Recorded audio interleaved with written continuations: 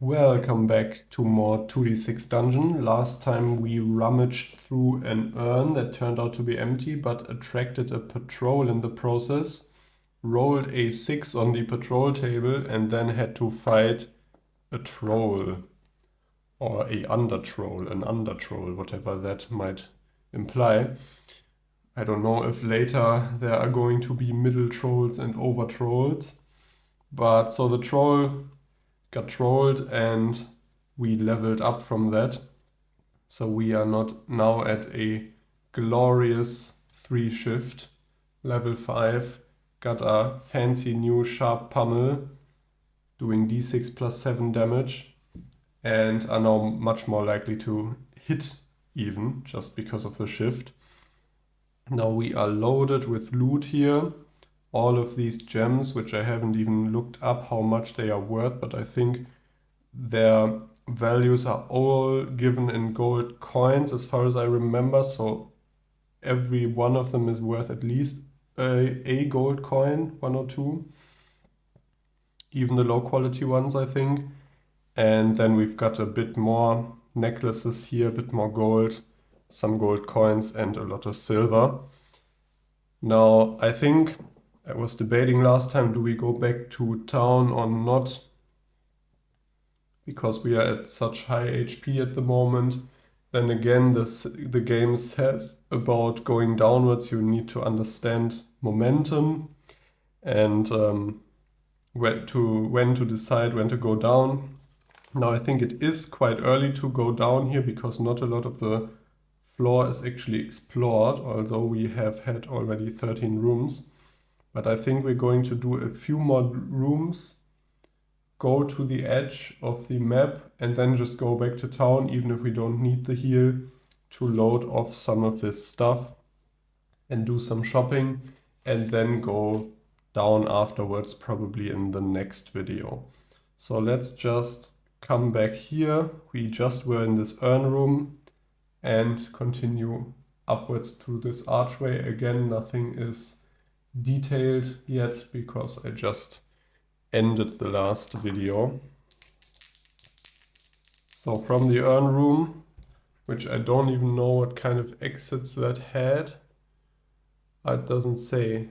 Because it's a large room, no, because it's a small room, all exits are archways. Okay. We are making our way into another small room. Interesting. With 2 doors.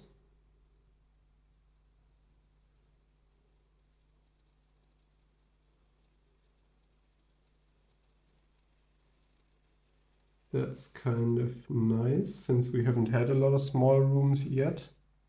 I mean, I know we just had one, but in our whole playthrough so far. Let's see. Level 4 small rooms. That is a 3, which is a water globe, which isn't unique. Interesting. What's that? Big fish tank or what? Goldfish jar. Floating next to the wall is a globe of water that is held by a magical force. You look closer and probe it. You can drink, wash, or gather water here. Interesting. So I don't know what drinking water does. I know washing is against being bloodied, and gathering water means if we have a jar or something like that, we could take some with us. I don't have any sort of container to take water with us, so I'll just note this down. If we do become bloodied for some reason, we will know that the water globe is there and it'll be nice to have, but let's just continue upwards. So a 6x4.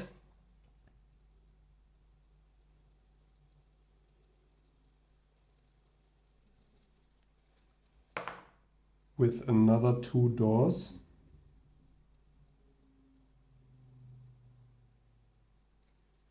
And let's put them like this.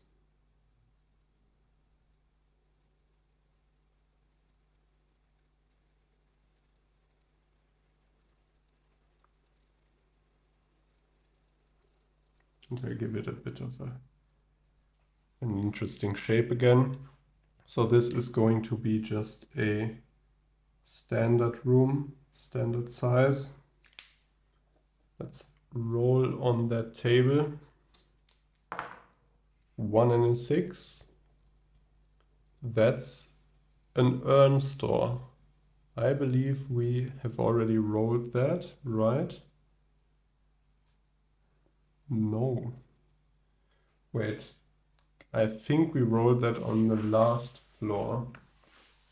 I'll quickly check. This is my little folder where I keep the different dungeon levels. I haven't even colored in level 3 completely yet, or not colored, but filled in. Yeah, so we had the urn store there, where we fought a banished. Interesting. Did I roll on the wrong rooms table on level 3, or is that something you can encounter on both tables? Yes, you can. So a 1 and a 6 is an urn store on both floors. So I'm guessing we can encounter that again. As far as I know, unique means unique to the floor and not to the whole playthrough. So the room is lined with stone ledges on which are cremation urns and pots full of dead flowers. It's unique and it's got wooden doors. And you can search the urns, roll on URL2 and then a d6, and on a 1 to 4 one smashes, alerting a patrol, which will be the level 4 patrol table again, which was the troll last time, but we got sort of... It was kind of lucky because we leveled up, but unlucky in the sense that we rolled the strongest patrol. I think we'll definitely search the urns. We have so much HP at the moment. Watch me die in 2 rooms because of the hubris. But for now, let's have fun with our resources here. So URL2, no modifier on that, which is just then 2d6, and that's a 6. There are some coins at the bottom, including 4d6 silver coins and 5d6 plus 10 gold. That's great. Okay, so 4d6 silver. Those are 18 silver coins, putting us at 122.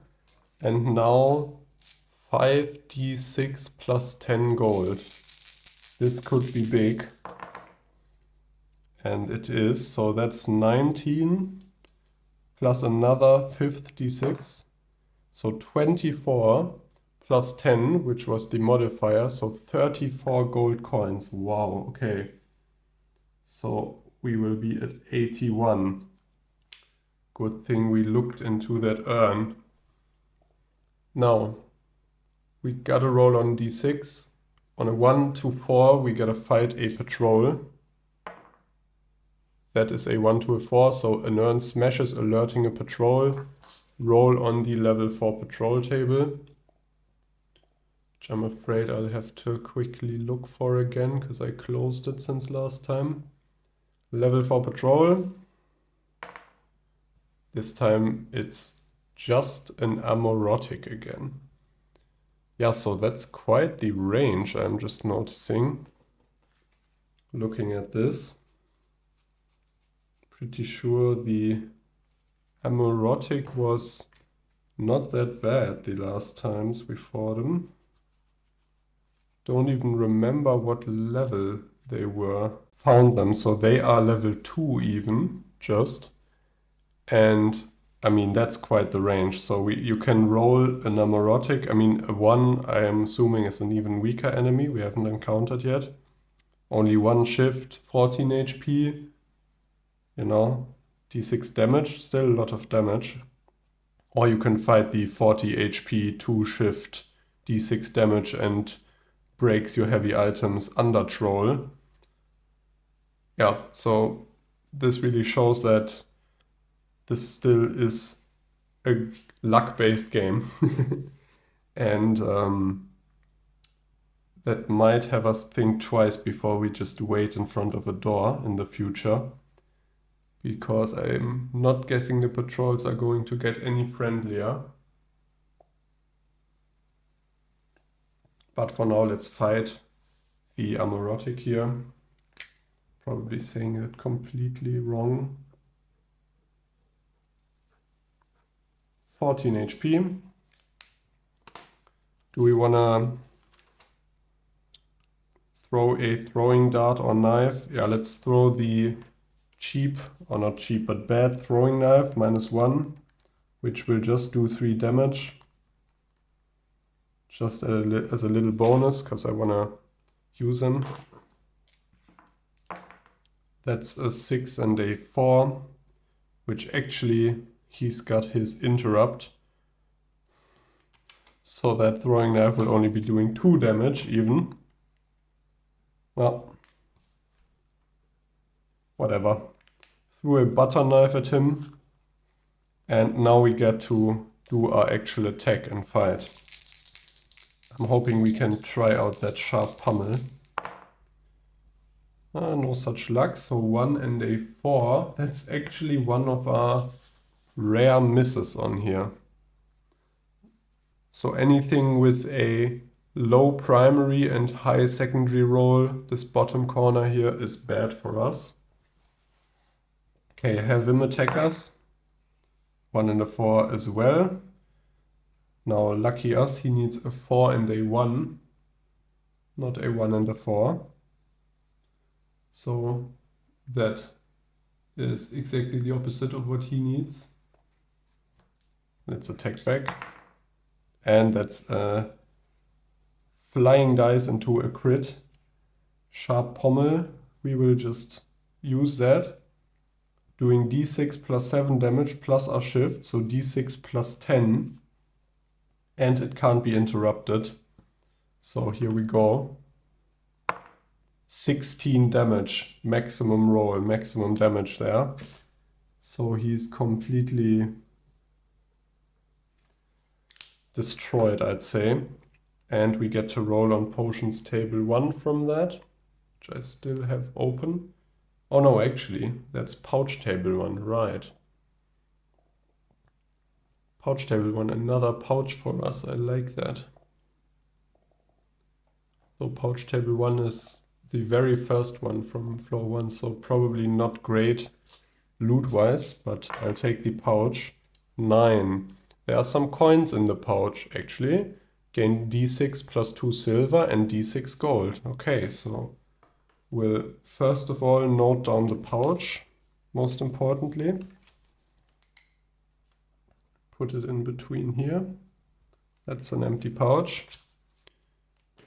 I will also note down the XP quickly before I forget. So 2138 because he gives 44.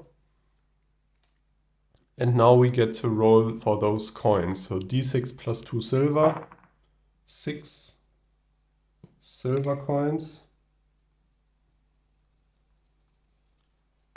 And d6 gold coins, 2 gold coins. I'll definitely have those. Yeah, so now that suddenly on like level 3 or level 4, the loot has gone way up. You're finding much more gold coins, but also the higher level equipment is much more expensive. Obviously in these games it tends to sort of increase, not linearly, but maybe like not exponentially, but more than linearly. So you can't just get lucky early and save your money and buy like a max level armor because of a few lucky rolls. At least it's super unlikely. So you still kind of only have access to gear that's geared towards your level. But what I'm trying to say is with that much gold coins and treasure, now I'm seeing why the herbalist might be useful in town. Earlier I thought those herbs are super expensive, like around 10 gold coins for 1 dose for some of them and so on. But if you've got gold coins coming out, you know what, you don't really care, and then maybe the healing balm or whatever you're trying to craft is worth it. Yeah, so what I'm trying to say is we're rich in a very roundabout way. Okay, going on from the urn store through these wooden doors. Are they locked? They are not. What will we find? A 5x5 with a reroll into a 7x9. That's huge. So that will go all the way to the border, and then that's 7 like that. Okay. I'll roll for doors before I draw anything. One single door. We'll have that going like that. And let's make this an interesting shape as well. So this now is a 6x7 only, instead of a 9x7 or 7x9, because we didn't have enough space upwards. But that's still a large room, definitely. And that is room number 16 for us. A lot of nice large rooms on this floor. I am really enjoying these room rolls. Also the normal ones are very fun so far. Lots of nice looting and rolling on tables, and a few like these little traps and precision checks. We didn't have a lot of those on the earlier floors. I don't know if we just didn't roll them or they are not as common early on. So level 4 large rooms, 2d6, a4 slag mounts. We already had those and they're unique, so re-roll that. A 5 paper nests, which are also unique. Oh no, that sounds like wasps, right? Don't wasps make nests out of this sort of wood papery or bees? Giant paper nests hang here, and it's got reinforced doors. The insects are long dead, but out of one of the nests bursts a giant rat and attacks. And if you survive, you roll on interruptions and unexpected too.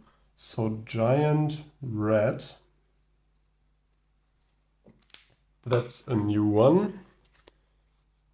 Let's look here. Is it a level 2? Indeed. Okay. Okay, so 7 HP, 12 XP. It's just a rat after all.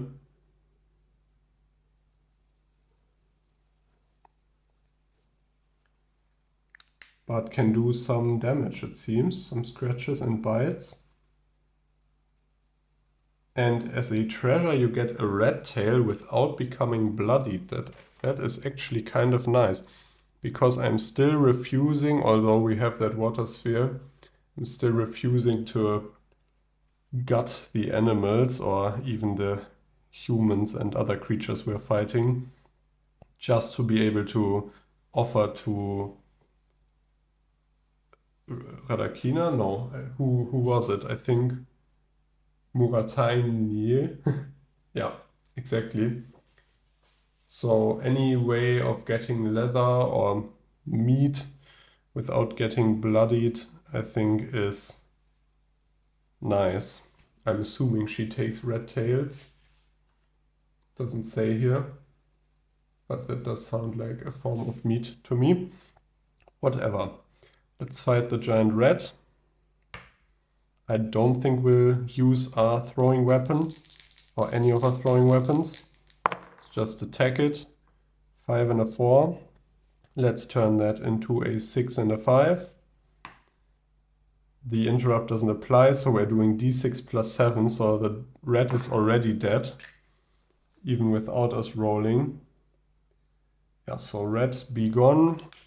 We gain a rat tail. I will put that into one of my many pouches. And 12 XP, shouldn't forget those, putting us at 2150. Yeah, that's that. I don't know why I looked on the back there, as if that card had any back. And those paper nests are unique. I did not note down yet.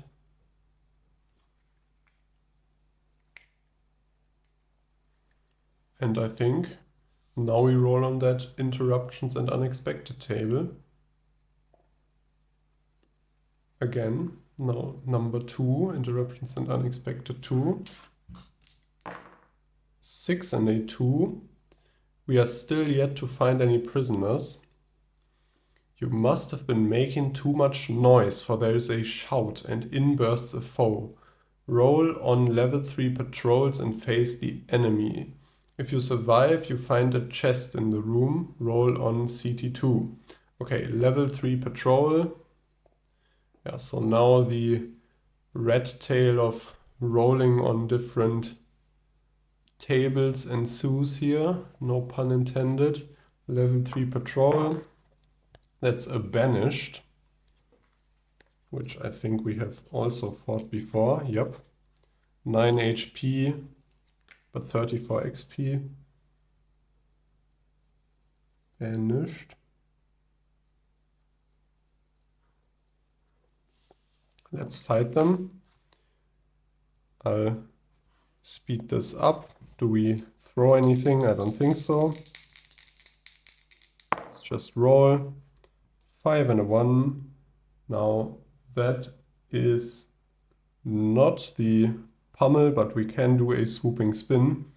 I was just a bit disappointed by it, and I remembered we have 3 shifts, so 1 on those and 2 on those, which will be d6 plus 4, which is 5 damage, leaving the banished at 4 HP, 7 attackers.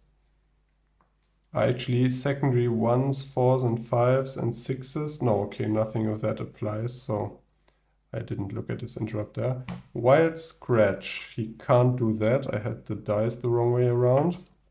So that's a miss. He needs a 4 and a 1, so that was the other way around for him. Haha, talking about 4 and a 1. Let's turn that into a 2 and that into a 3. d6 plus 4 damage, 7 damage. He only had 4 anyway, so banished is gone. Another 34 XP. 2184. And we roll on BST1 minus 2, the body search table 1 minus 2.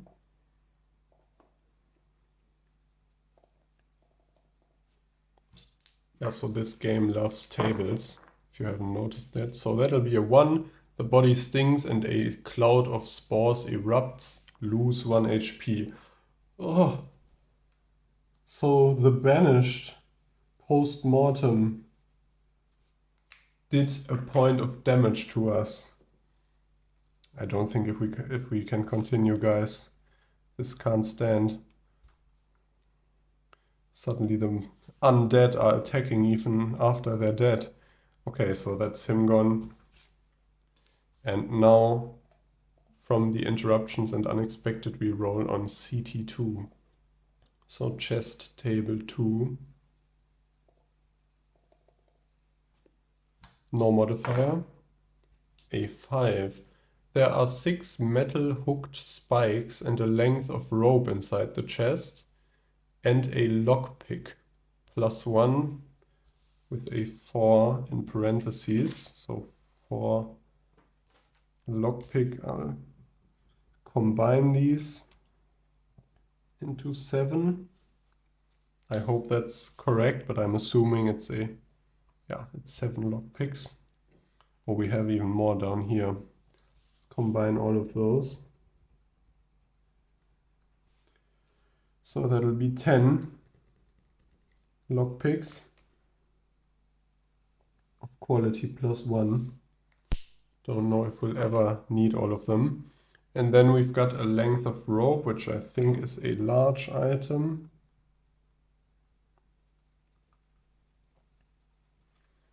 And 6 metal hooked spikes. Are those large items? Probably.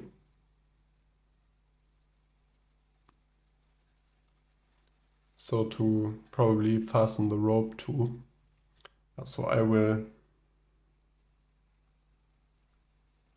metal hooked spikes 6. Is that one item? I'm guessing. I don't think those are 6 items.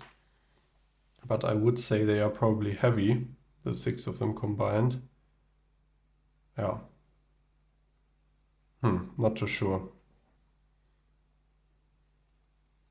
Actually, yeah, I'll leave them there. I was about to put them here with the other like flint and steel and backpack and so on. But let's just leave them there. Okay, I think with that we've got the room done. It took a while. First the red, then the banished, then all the rolling on the different tables. But those were the paper nests. Let's look through that reinforced door. Is it locked? It's not. What do we find? A 5x3 with one more door. So we'll probably continue until there's a dead end in this direction. And it's a double 5 on the room roll.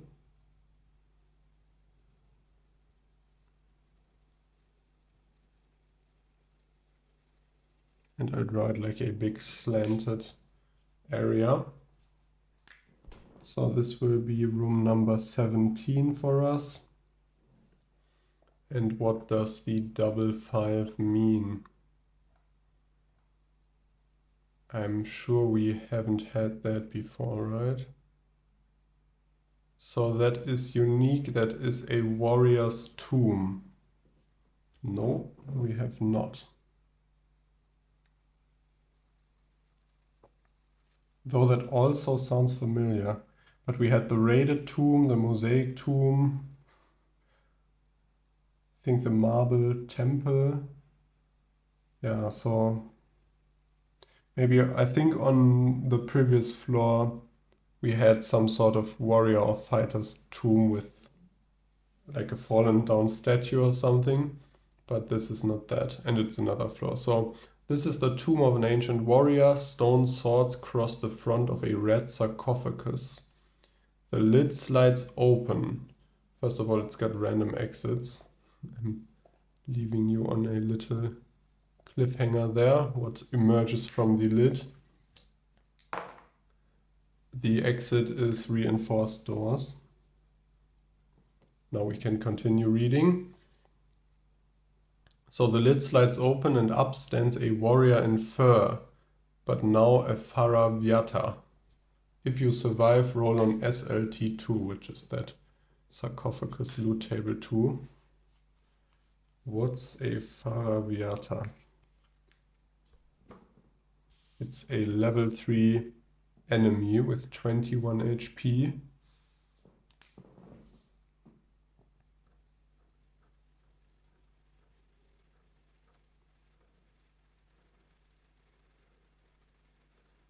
Like that. And 120 XP, wow.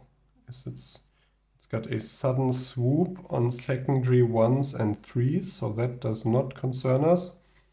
Freezing claws, 2 and a 1. That won't be blocked by our armor. 5 and a 1. A padded tunic will be doing something, but so our armor is not very strong against this guy. And he's got a special. Next round deduct 1 shift. I mean, we just gained that extra shift, so it's not going to be as brutal going from 3 to 2 than going from 2 to 1. But still, that sucks.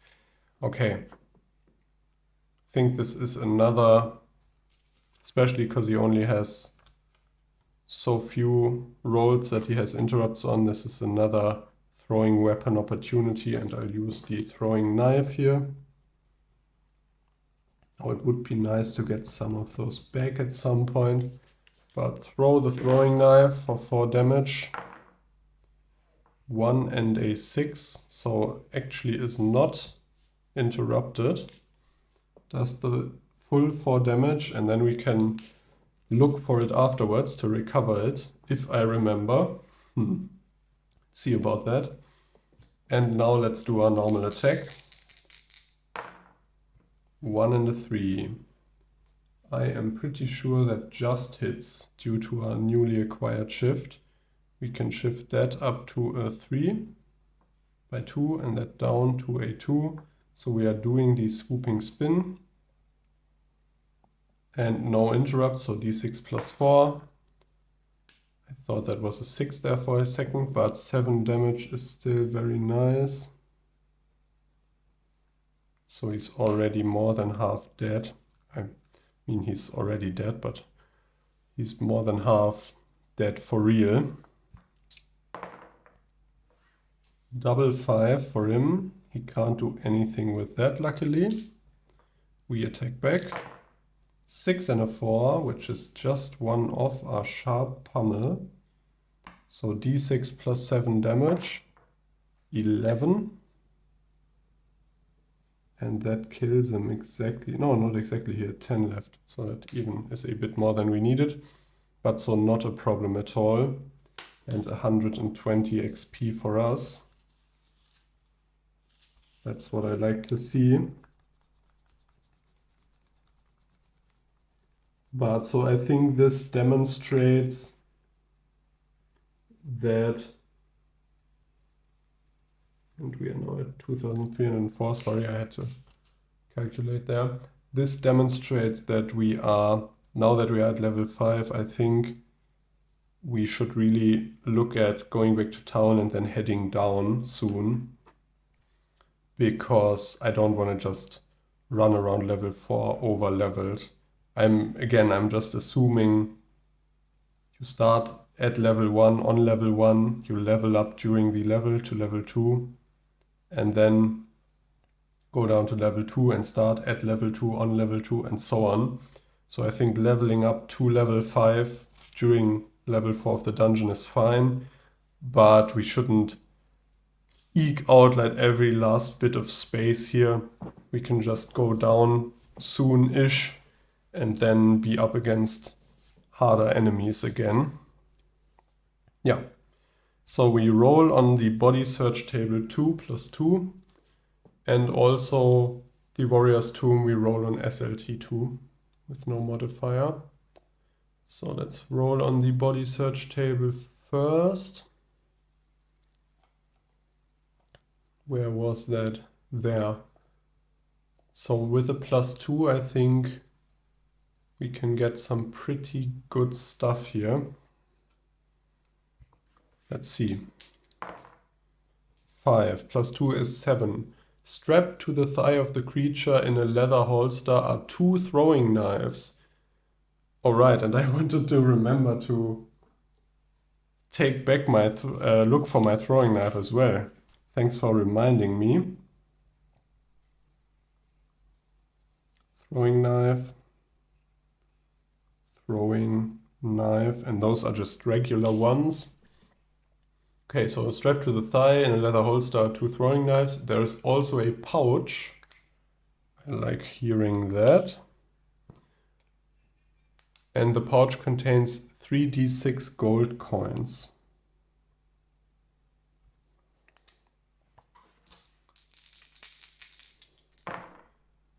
And that's 11 gold coins, which is also not bad at all. Almost at 100 gold coins in cash. So that was just the body search. Now we will quickly look for our throwing weapon, I think, before I forget completely. Now, excuse me while I quickly look for the exact wording in the rules. So if we threw a weapon without it being deflected and survived the combat, we roll a d6, and on a 1 to a 3 it is lost, and on a 4 to a 6 we have recovered it. So it's lost, but that's fine. We just got 2 more throwing knives. Now let's resolve the warrior's tomb completely. So we fought the Faraviata And if we survive, we roll on SLT2, which is that sarcophagus loot table too, which is not half bad either, I think. Okay. Sarcophagus loot table 2. An 8.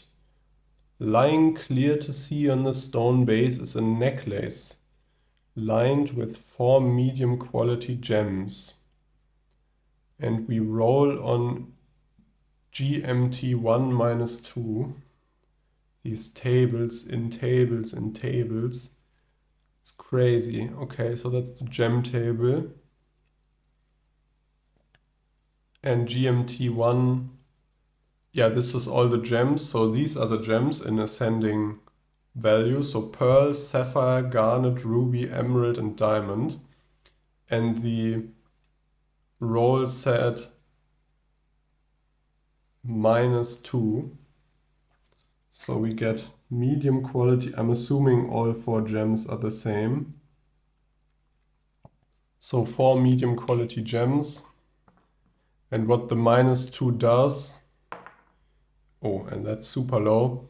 So it's going to be pearls, I think, yeah. So the -2 prevents us from it being diamonds or emeralds. But so those are just 4 medium quality pearls.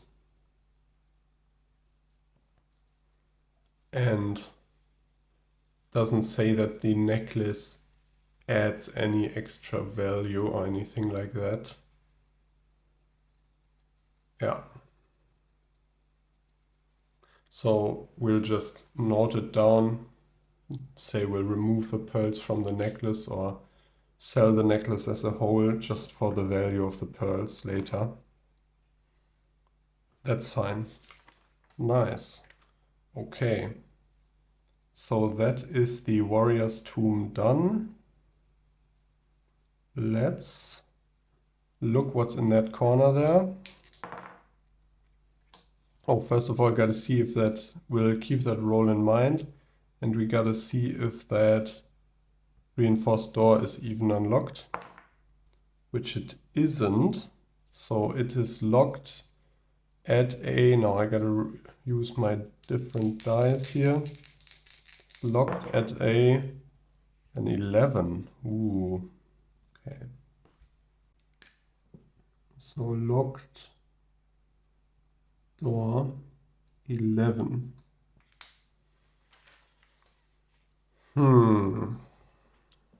Let's use, I don't want to be too liberal with these great lockpicks because I think both of the times we got them, those were high dice rolls and just kind of rare finds. And we've got good precision, and the regular lockpicks, we've got so many of those, so we'll just chance it here. And if it doesn't work out, we'll have to wait in front of the door. We've got enough rations to afford it. So use a lockpick. We've got +3 on our roll and see if we can at least roll an 11. So we gotta roll an 8 at least. That's just off. So if we'd used those lockpicks, we would have done it. Yeah, so we mess up the lock trying to pick it, which means we'll spend a ration, which usually heals us 2 HP per adventure level, so that would heal us by 10. But we are way over max HP at the moment. So we just go down to 7 rations and now have to roll on the level 4 patrol table.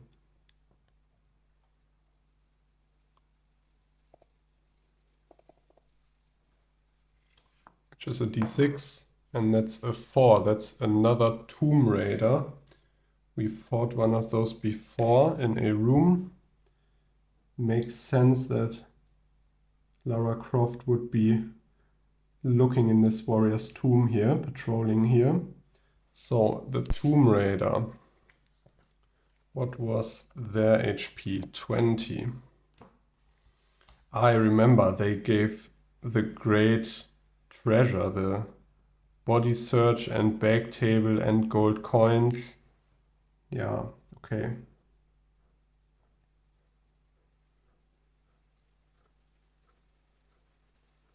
So 20 like that. And I think this will be the last fight for this video. This has gone on longer than I thought. And after that we'll look into that 6x4 room, which I will already mark in like that and roll for doors. Okay, so it's got one more door leading off of it.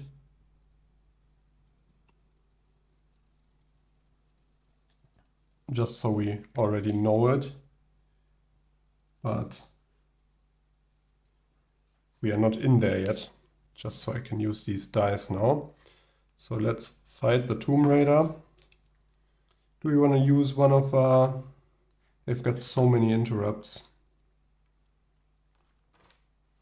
So on primary 4s and 5s, that does not concern us luckily. Secondary 1s and 2, so our swooping spin is slightly worse.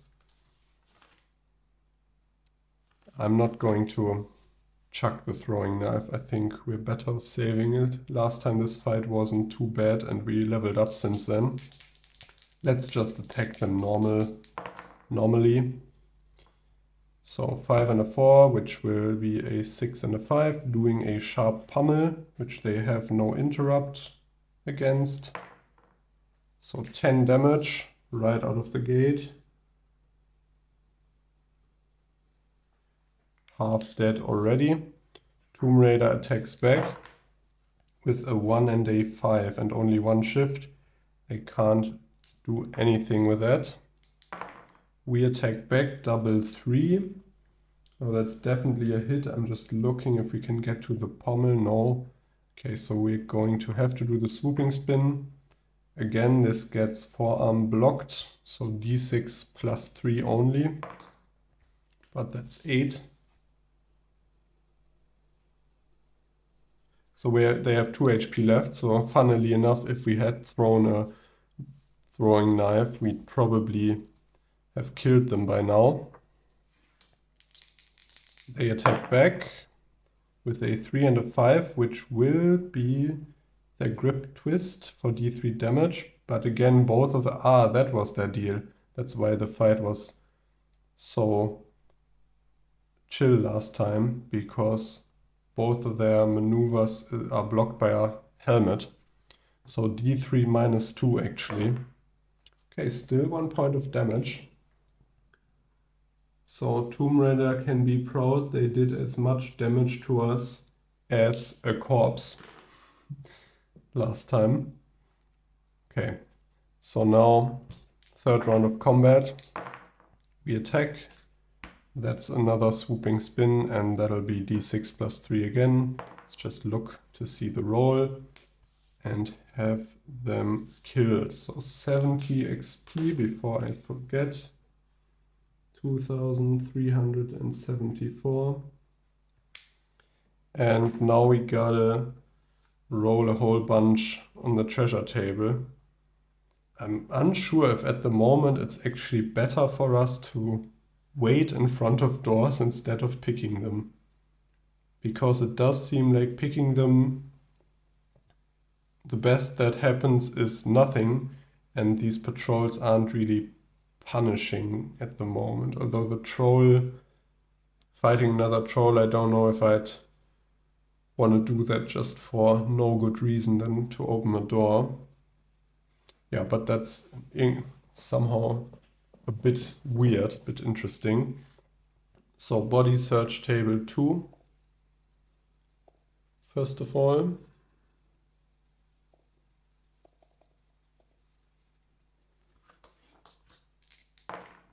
With no modifier, a6, a bag lays beside the body.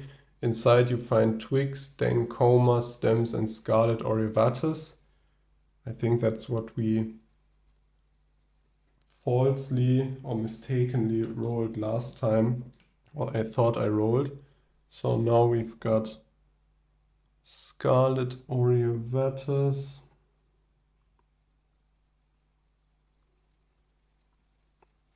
Got it back. And also twigs and dankoma stems.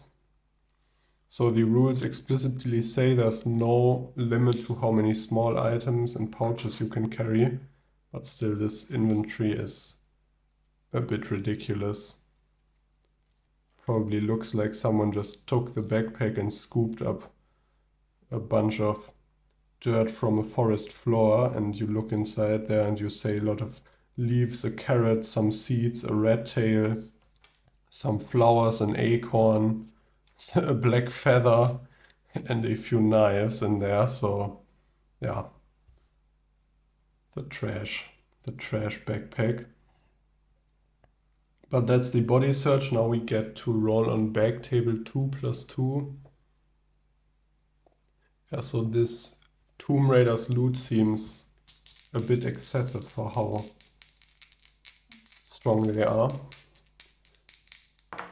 Bag table 2+2, that's a 10+2, so another maximum roll, a 12. This seems to be the valuables from a raid, including... Is that the same exact entry we rolled last time? With the rubies and emeralds? Yep. Okay, so this seems to be the valuables from a raid, including D6 medium quality pearls, D3+1 low quality rubies, and D3 low quality emeralds, and we'll just add them on there. So D6 medium quality pearls, another 2 pearls for us, putting us at 8. And we've got 4 down there actually, I just realized I didn't even combine those. D3+1 low quality rubies, so 2 more low quality rubies, putting us at 5 there. And then D3 low quality emeralds, another 1. So not as great a haul as last time, but still very nice. And that's not even everything. So now we also get to roll 2d6 gold coins, because apparently body search and backtable aren't enough yet. So another 6 gold coins on that, putting us at exactly 100 gold coins. We have to go to town and shop.